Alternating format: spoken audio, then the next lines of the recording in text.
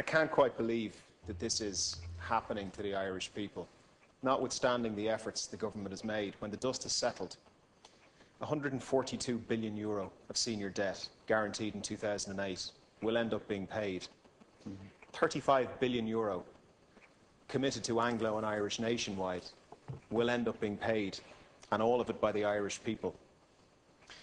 Now, the motion before the House asks Dáil Éireann to welcome the restructuring of the promissory notes.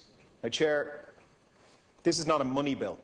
This is a motion asking for us to welcome something. It's not asking for our permission to spend the money. I believe this is probably unconstitutional. And I believe that if Dáil Éireann has not explicitly asked for permission to spend this money, I believe it will have made a mockery of parliamentary democracy in this country.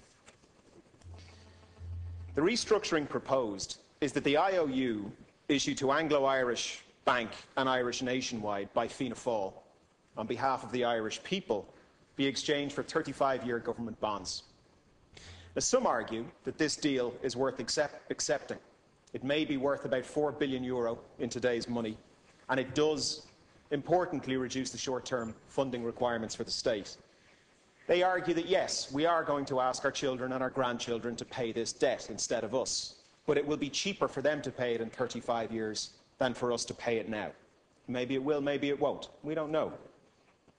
Others, including myself, argue that the short-term gain, whilst accepting the short-term gain, is not worth the long-term cost.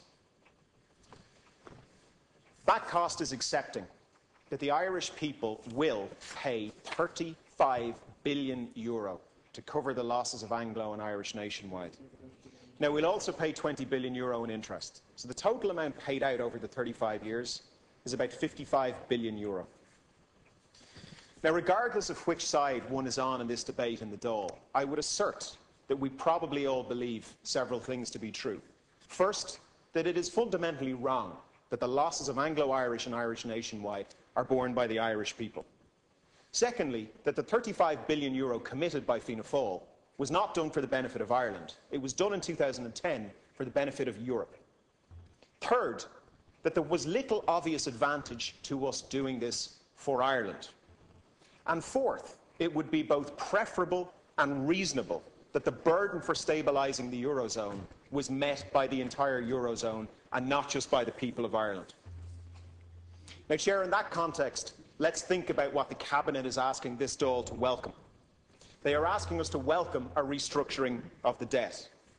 However, Minister Noonan has confirmed that they never looked for any reduction in the total amount of debt owed. Now, the rationale the Minister gave was that they wouldn't have got it, and that they would have annoyed the ECB in asking, and that Greece did so, and therefore they chose not to do so. But Greece did ask for a write-down. The Minister is correct. They got a write-down of €110 billion on their sovereign debt because they asked. They're also now borrowing at 0.5%, which is 1/7 the level of the debt that we are.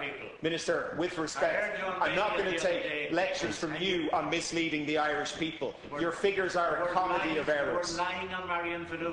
Sorry, Minister, you'll have to withdraw the comment of Liam. So, yeah, no, please. No, he not. Sorry, excuse me. Deputy McGrath.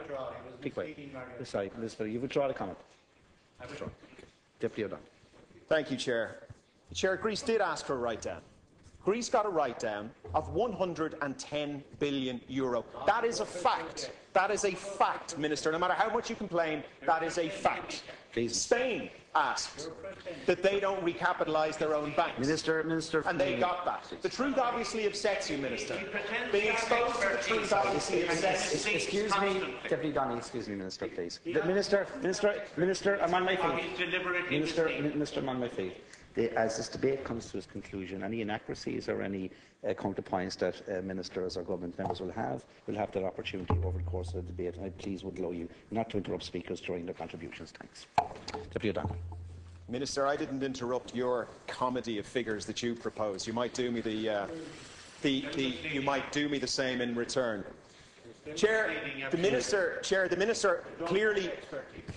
Please, Minister, I'm trying to get this concluded so I can smoothly move on to tomorrow's session and go into private members' time. You're not helping me, please. So if I Chair, the Minister clearly doesn't want the people of Ireland to hear the following, and I would try and do it again, Chair, with your help.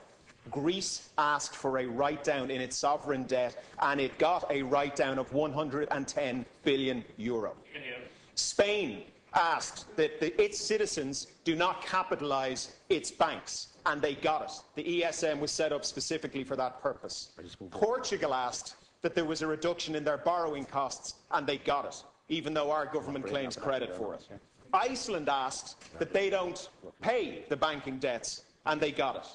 And, Chair, the ECB asked for many things. They asked for the abolition of the promissory notes.